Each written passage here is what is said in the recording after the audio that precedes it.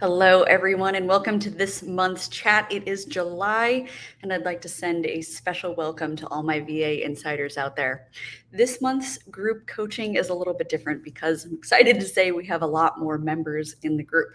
So, every once in a while, look out for an email from me where I will hop on YouTube and do these live sessions for you guys. Typically, how it will run is I will share a link with you where you can come and join me in the YouTube studio just prior to hopping on the live. I will have a short presentation for you guys, and then if there are any viewers here joining me in the moment, I always open up the session to questions about your business and the things that you're dealing with the most. If you're watching this on a replay, don't worry. I will always repost these to the VA Insiders group so that you can watch at a later time. And definitely send me your questions in the VA Insiders in the description below this particular section. Anything you post, I see, and I will always answer you as soon as I possibly can. So without further ado, let's get started. This month, I wanted to talk about some of the more common challenges that virtual assistants face. And the challenges we're going to cover are they don't discriminate between your experience. They can happen to both new and established virtual assistants alike. So the first thing I wanted to start talking about is one of the larger issues that everyone across the board deals with, including myself, by the way. Even after 12 years, I find it hard to stay motivated 100% of the time. So motivation is a big one for everybody across the board. It is very hard, especially when you're newly established or trying to establish your business. It can be very hard for you to find the motivation to constantly be doing everything you have to do for your business, like finding new clients all the time, or establishing good relationships with your current clients, or making sure that your billing and invoices are up to date, and marketing, and the list goes on, because we as business owners wear many hats. So here are some of my suggestions for you to help stay motivated during challenging times. The first one I always like to talk about is setting goals. Now, goal setting is great, and I could have a whole talk about goal setting. The thing about goal setting is that you don't want to make it so big. Like, you don't want this huge goal that's so big that you actually can't achieve it because you're overwhelmed by your own goals. So what I like to do when I say set clear goals to help you stay motivated in your business is to set clear, achievable short-term goals. And I'll give you an example. A good, clear, achievable short-term goal would be something like, if you're a new VA, you could say something like, I will find one client in the next 2 months, and I will give myself 15 to 30 minutes a day every morning to find those clients. So you have a clear goal. It's set by a time-bound increment. It's 2 months. It's an achievable goal. It's just one client. You haven't said, I need 10 clients in the next 2 months. So something like that is, it's small enough, it's achievable enough, it's bite-sized enough that you can actually break it down into steps. And having a goal like that is a lot more manageable and motivating than having a goal like, in the next 3 months, I'm going to have 15 clients and make $50,000. Like something like that. It's way too large. It's hard to break it down into small steps. And if you don't hit that arbitrary goal that you're setting for yourself, it can feel demotivating because you'll be like, I'm a failure. I haven't met my goals at all. So we're going for short, achievable goals. The second thing I want you to do is celebrate all your wins, all of them. Now, a lot of people talk about celebrating the small wins, and small wins are great too. Small wins can be things like you've landed a new client, or you've completed a really challenging task, or maybe even you received great feedback from a client. Those are all wins that you can celebrate. And the reason it's so helpful to actually celebrate those wins is because it can help you stay motivated, and it's a boost to your confidence. Another example, something that I do for my own business, is anytime a client gives me good feedback or accolades, I don't care if it's a quick text message like, thanks so much, you're the best, or an email praising the way I handled a situation, I save those snippets in a folder that I call accolades. Anytime I'm feeling unmotivated or I'm feeling a little unsure about some of the work I'm doing, or even if I have a moment where I'm doubting that my clients feel like I'm giving them my best, I go through that folder and I look through all of the good positive feedback that I'm getting from people. And it's a nice reminder to myself that I do know what I'm doing, that I am taking care of my client base, and that I'm doing a good job. A third point that I really want you guys to focus on is setting a daily routine for yourselves. Creating routines are especially important for us as remote workers because if you don't have a clear routine in your day, you can feel lost. It is, and I say this from personal experience, even after a decade of this work, if I don't have a routine in my day, there are days that I'll get up and drink coffee for 2 hours and then I'll sit at my laptop. And if I don't have a lot of client work coming in on that particular day, I still find myself kind of thinking, what should I work on? And then I'm so overwhelmed because I think, well, I could work on social media, or I could work on my outreach, or I could redo my website. And all of a sudden, I find myself doing a lot of different things and not really getting any meaningful work done. So, setting a routine for yourself, it's really just a way to structure your day, and it helps you stay disciplined and focused on your business and on your tasks. And these things can be motivating as well because Lord knows, sitting on your couch for 2 hours, whittling your thumbs and thinking, what should I work on right now, can feel demotivating. It can feel like you're spinning your wheels and you're sitting at your laptop, giving a lot of effort, but not actually getting work done. And that is what we want to avoid. So if you don't already have a daily routine, I recommend that you start trying out a routine now. And that could be as simple as you get up, you have breakfast, you go for a walk, you dedicate the first 2 hours of your morning to checking client emails, you make a lunch for yourself, you go do something with your dog, and then in the afternoon, you have dedicated time in your calendar again to do more tasks or to do social media management. The next thing I want you guys to do is treat yourself. And if you're fans of Parks and Rec like I am, you'll know that meme, treat yourself. I really truly believe in this reward system, and a treat can be as something like going on a walk, or treating yourself to a 20-minute break, or treating yourself to something relaxing, an afternoon bath. It can be anything you want, but we are business owners, and part of that is taking care of ourselves as well. And it can be hard to stay motivated when you're feeling burned out or absolutely distraught about your business. So this is somewhat related to the celebrate all wins, but rewarding yourself can have uh, some meaningful impact on your psychological state as a business owner.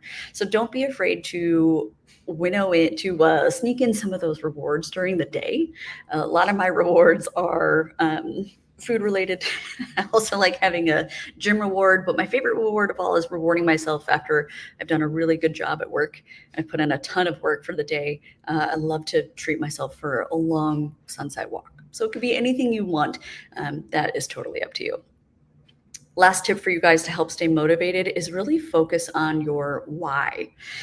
A lot of different business books will talk about things like your North Star or finding your passion, but focusing on your why is a really good way to stay grounded. When you are running a virtual assistant business, it is important that you have a reason for why you're doing this. And your reasons can be anything at all. Your reason is your reason alone, and it's a good reason. I don't care if your reason for running this business is to make a ton of money. I don't care if it's to work just a couple hours a day. I don't care if it's so that you can spend more time with your kids. I don't care if it's so that you can travel more. Whatever your why is, you have to be really focused on that, because when things get hard, focusing on the why are you starting this business in the first place, can really help you find that passion or reignite your purpose. And it fuels your motivation and your commitment to the business. The second thing I want to talk about, second most common challenges for sure, is finding clients. So if you are a new virtual assistant and you're like, I'm been doing this for months, I'm spinning my wheels, I'm not finding any clients to connect with, there's a cold hard truth that I want to ask you right now. And that is, how hard are you pounding the pavement? Are you taking a more passive role in finding clients where you think, well, I have a website and I have a LinkedIn and clients are going to come to me? Or you take a more active role where you are looking through social media, you're talking to people in your network, you're going to either virtual or in-person meetups. Are you hustling? And even though I actually hate that word, but are you taking a more active role in client acquisition or taking more passive role? So a lot of people think when they're new that they think, they build a website or they build a LinkedIn profile, and they think, well, clients will just come to me, and it's going to be easy. It's going to be like fishing. Well, guess what? Fish don't bite unless you put bait on the hook. So you really need to take a more active role where you're actively engaging with people on LinkedIn, where you're using the search bar to type in key phrases like I am searching for a virtual assistant. But more so than that, there's some other steps that you can take even before you get to the social aspect of it. I want to reiterate that your family and your friends are often your first way to find that first client. And it's because your family and friends want to see you succeed. They're often your biggest cheerleaders. And when you share your details about your VA business with them, they are often the people who are going to amplify your message for you because they love you and they want to support you. Now, I'm not saying I want you to pitch your great Aunt Margaret your business. She might not be your best client, but by informing your family and your friends about the types of services you offer, your hours of operation, even your rates, talking about the value that you bring to your clients, or even passions, niches that you're excited about. These things are the things that your friends and family will remember. And the next time they meet someone in their network, they'll be like, guess what? My niece is a virtual assistant. Let me connect you. My granddaughter is doing this as a business. Let me connect you to. So this kind of referral network is usually the way that a lot of brand new, totally green VAs find their first client. The second and related thing I want you to do is share your news about your business with your network. And your network differs a little bit from friends and family. I'm talking about your professional network. So this could be you sharing with old colleagues that you've worked with in the past, or maybe even current coworkers where you mentioned, hey, I'm doing virtual assistants on the side. These are my services, and I'm really excited to start working with these types of clients in this industry. And again, having that network to amplify your business is always going to be great because referrals and word of mouth are a great way to find clients as a freelance virtual assistant. But here's where we shift into the more active role. Where do your clients hang out? This is a question that I really like to ask new virtual assistants. And if I asked you right now, do you have an ideal client in mind? As in, do you have an ideal customer that you think you would like to work with someday? If you do have somebody in mind, I'm just going to come up with a random example. Let's say you are focused in the health and wellness industry, and you want to do social media marketing. If I asked you, where does your ideal client hang out? And you were like, I have no clue, then things need to change. We need to do a little research. Where do you think health and wellness experts are spending their time online and energy? They're probably on YouTube, Instagram, TikTok, visual things where they can do videos or get their visual message across. And that's going to be a lot different than if I said, who's your ideal client? And you said it's a CEO of a tech firm. The CEO of a tech firm probably doesn't have time to be on TikTok 24/7, but they will be on LinkedIn. Or they might be on Twitter, which I guess is now called X. So you have to really get a better sense for where your clients are hanging out. Because if you're trying to reach that CEO, but you're spending all your marketing efforts on Instagram, posting beautiful photos, well, that CEO is never going to see it. So it doesn't really matter that you're posting those things. And even though it might take you a ton of time, you're not making the best use of your time and efforts because you're not where your ideal clients are hanging out. Another very important component of finding clients is that it's always helpful to get them off of the online sphere. So whether you're connecting with potential clients on social media sites, through email, through text messages, I really encourage you to get off of the remote world and onto either a phone call or a video call. And the reason that this is so important is because a lot of your personality, and personality can totally get you hired. It can get you new clients because people hire people that they like. But personality is hard to convey through DMs on LinkedIn. So if you really want to give clients a better sense of who you are, your personality, how you like to run your business, how you can help your clients, and then vice versa. Getting on the phone will help you better get a better sense for, is this a client that you like? Could you see yourself working with this person? Do you like their communication style? Do you guys get along? Is small talk easy for you two? All these things are easy to assess on a phone call. And if you get off the phone call and you're thinking, that went really well, I really like this person, I'm really jazzed to potentially work with them, well, you're already ahead of the game. Because far too many virtual assistants think, again, that client acquisition, they think, is a more passive endeavor. And so a lot of people will send blanket messages out to potential clients on social media, and they'll be like, I'm a VA, hire me. That's a whole different experience for a client versus a virtual assistant who's like, you know what, I'm a VA, I can help you with these services. Let's get on a phone call next Wednesday and let's talk. I'd love to know more about you and tell you more about my business. That's a game changer because you're taking a more active role. And then lastly, instead of focusing solely on the what you do, those are your services. It's really important to start thinking about your business in terms of how you help clients. So it's a little bit different in the terms of your messaging and how you talk to potential clients on the phone. Those two types of conversations are very different. When you're getting on the phone with a client, if you have services, which is the what of your business, if you have those memorized in a way that you're like, I do A, B, C, D, and E, do you want to hire me? That's a really different phone call than, hey, potential client, tell me more about your business. And when they start telling you, like, I'm a busy CEO, I don't have time to set meetings, I constantly mess up calendar invitations and I'm missing meetings. You can come in with the how you run your business, aka how you can help them as a VA. So if a CEO says, I'm constantly messing up calendar invitations and I'm missing meetings, you can come in and be like, you know what, it's really common. I hear that a lot with clients of mine who are equally as busy. What I do is come in and make sure I'm managing that calendar component for you. I'll send you reminders so that you never have to worry about looking at your calendar or missing meetings ever again. Like, that just feels a lot more relaxing to a client than you being like, I will manage your calendar, I will book flights for you, and I will do XYZ for $40 an hour.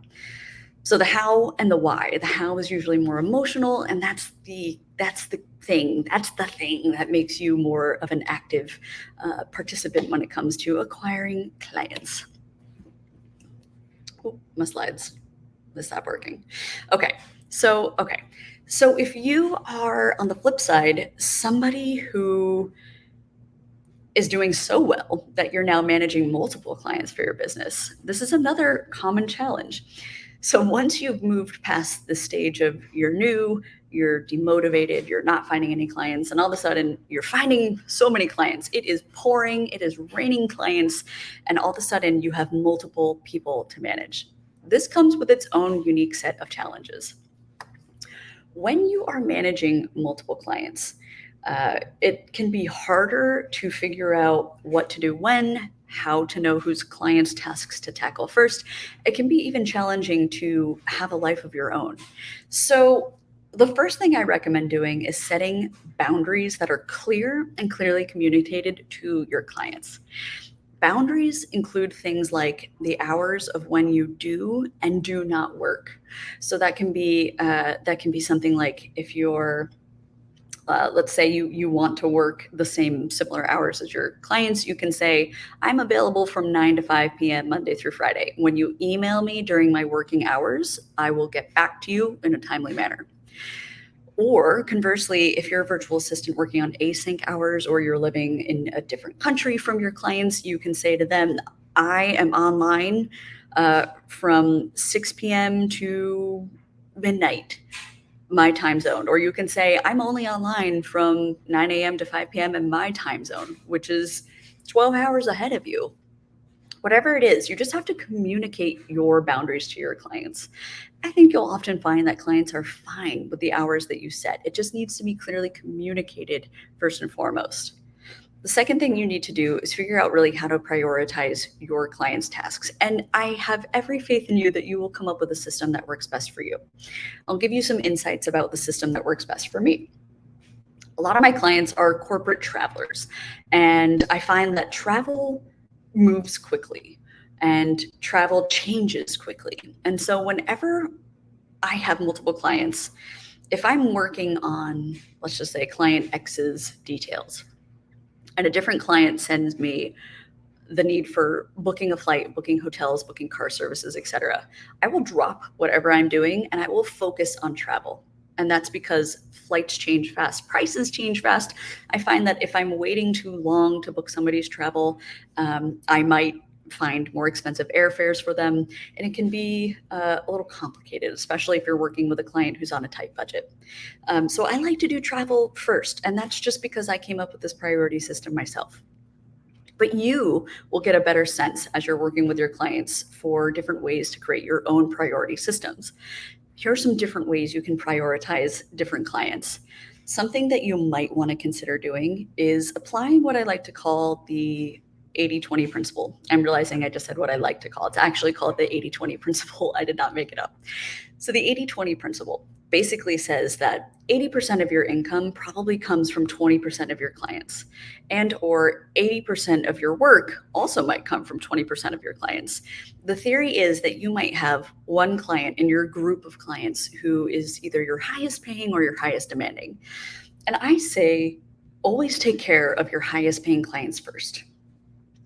That is Business 101. If you have 5 clients in your roster and one of those clients pays you the majority of your income in the month, you probably want to cater to that person and their tasks first. I'm not saying your other clients are not as important. They absolutely are. But when you have a client that's paying for most of your income, you want to cater to them to ensure that they're happy, that their needs are being met, and that you're being the best virtual assistant you possibly can be, because repeat customers makes this business, and repeat income is one of the best ways to grow your business and have some stability in your life. So think about different ways that you can start prioritizing your own clients within your own roster. Another note I want to bring up is that you should absolutely use your own project management tools and system. So project management tools, it sounds complicated. There are lots of different tools that you can use. There's Trello, Asana, Notion, Airtable. These are all free, totally free systems that you can use to manage tasks. And I pull up this window to show you that I like to use this free tool called Aura PM for literally no reason whatsoever, besides it was something that I picked up randomly a couple years ago and it just clicked. So based on your personality, your vibe, how you like to use things, you will find your own system that works well for you. And I just wanted to show you how achingly simple my task management system is. This is my very real system. You'll see over here that I have on the left side, I've got tabs for different things in my own life, but I have a tab for client tasks. And then all I do is keep a series of 3. I keep to do, in progress, and done, so that I can just simply move tasks out of the to do into the done column when I'm finished with it. I add labels for clients, if I need to distinguish which client has requested something. It's a very simple system and it works well for me. This system might not work well for you. Maybe you're more of a pen and paper type of person, and that's totally fine. If you're using a system that works for you and that you're able to maintain, then that is a good system for you. Another thing I want you to do when it comes to managing multiple clients is make sure that you're communicating regularly. And I cannot reiterate this enough. One of the most frequent reasons that virtual assistants either get dropped or have problems with clients is because they are not communicating enough. Over communication is one of the most important things that we can do for our business. That's because as fully remote people, our clients don't have the luxury of looking out their office window and seeing you diligently typing away on your laptop. When clients send you a task, more often than not, they're like, did they get it? My VA hasn't answered in 5 hours. Are they working today?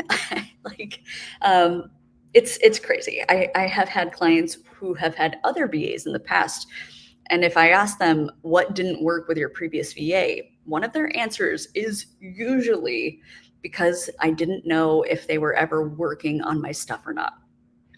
So this says to me that clients need communication and clear communication. So even if you are working on 5 different clients' tasks at the same time and you don't have time to work on something new that just hit your inbox, don't ignore that client request. Instead, respond to them in a timely manner. I like to try to respond to all my emails within a 2-hour window. So even though I'm not logged into my email account all the time, I check it pretty frequently. Every few hours, at least, I'm glancing at my inboxes. And if a new task comes in within that time, I respond to my clients. If I cannot work on that task right then and there in that moment, maybe I'm super busy, maybe I'm about to head to a doctor's appointment, I'll at least respond to them and say, received, I will start working on this tomorrow morning, or received, I will get this to you by Friday.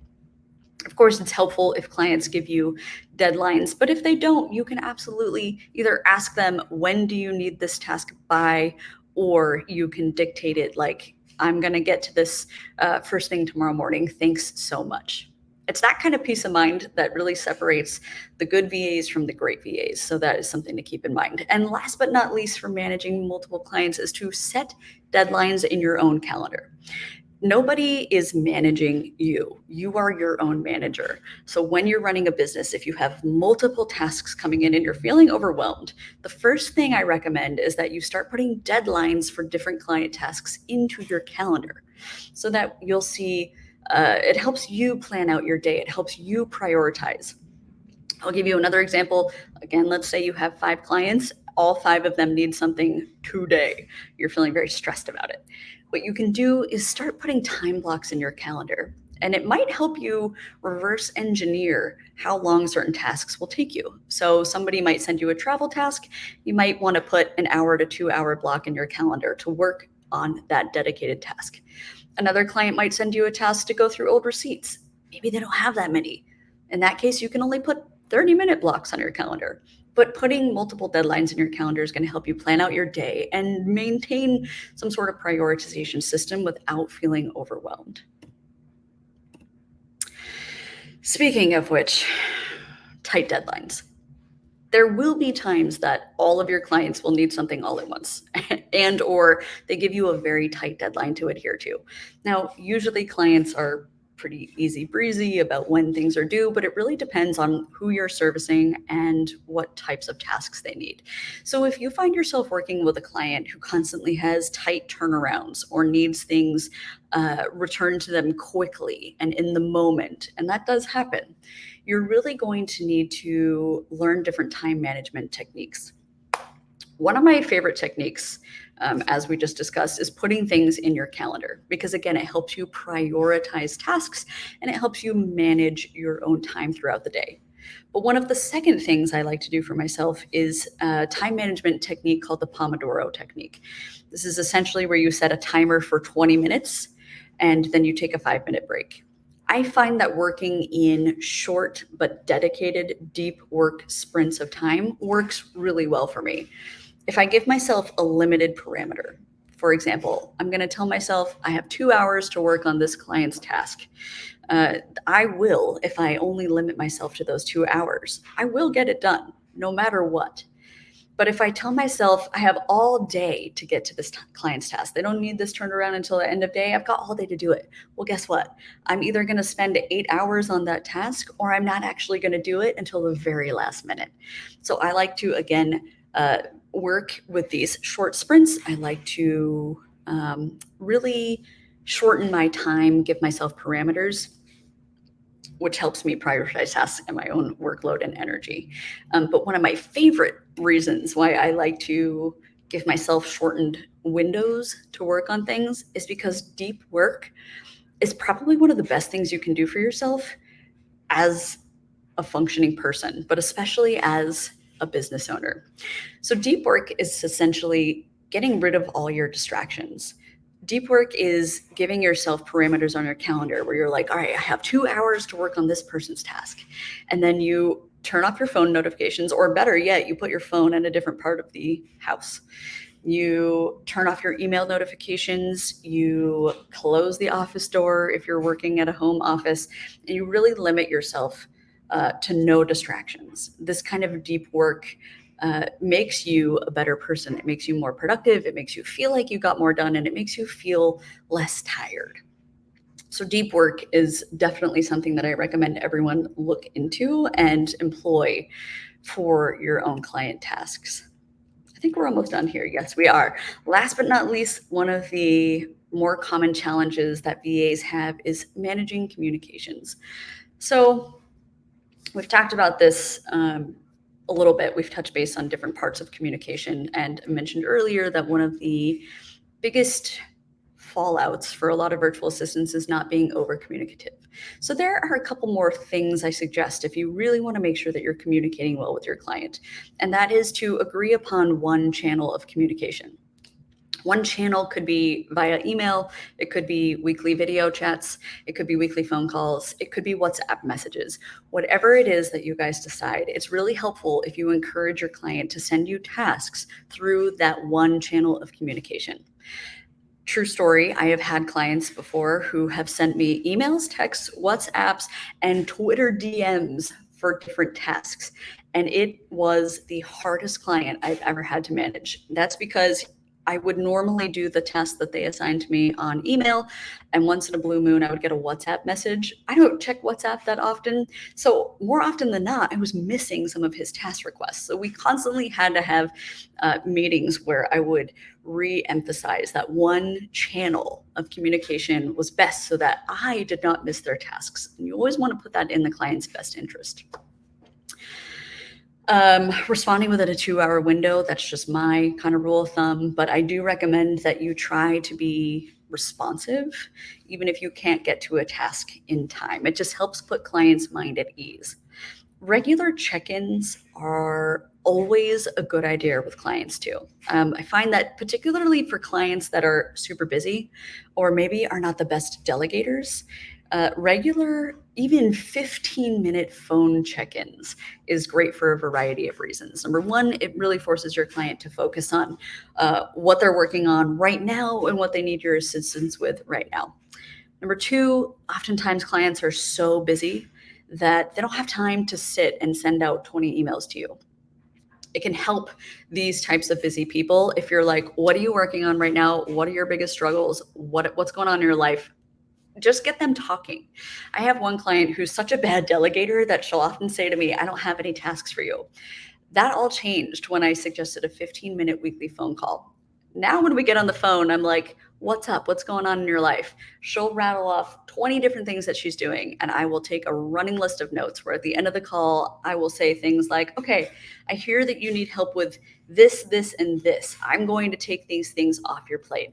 And she's super happy. She's super happy because she didn't have to sit down and think through things that she could delegate. Instead, I'm taking these things from her. So she feels validated. I feel validated. It's a great way to make clients feel like you're a priority in their life. And last but not least, email is often people's preferred channel of communication. Emails can often be overwhelming if you're not making really clear, short, concise emails. So I highly recommend that if you are emailing back and forth with clients, that you are using bold text, that you are using bullet points for important things that they need to see or address or answer for you. The more clear you can make an email, like if your client were to open your email and just be able to skim it, that's a better email than you writing 14 paragraphs and a long story about what's going on today or what you need from them. So short and sweet, concise, easy to read. You want to be not a hindrance. You don't want to create more work for your clients. And if you're writing long, drawn out emails, that's just creating more work for them. You want to be the virtual assistant who takes work off of their plate. So being communicative also, it's a skill and it's a learned skill. So this kind of written communication can be learned. And it's definitely something that I recommend a lot of virtual assistants look into. So we've reached the end of my presentation. This is probably one of the first months that no one has hopped on with me live, which is totally fine. So I'm going to repost this video to the VA insiders. If you have questions about any of the content that I've asked, or you have questions unrelated to the presentation but about your business, put them in the description box below this video and I will respond to them. Thank you guys so much for watching this month's video. It was a nice long one. Hopefully you have some helpful takeaways that will help your own business. And of course, I'm here for you if you have any questions whatsoever. Thank you guys so much. Catch you on next month's live.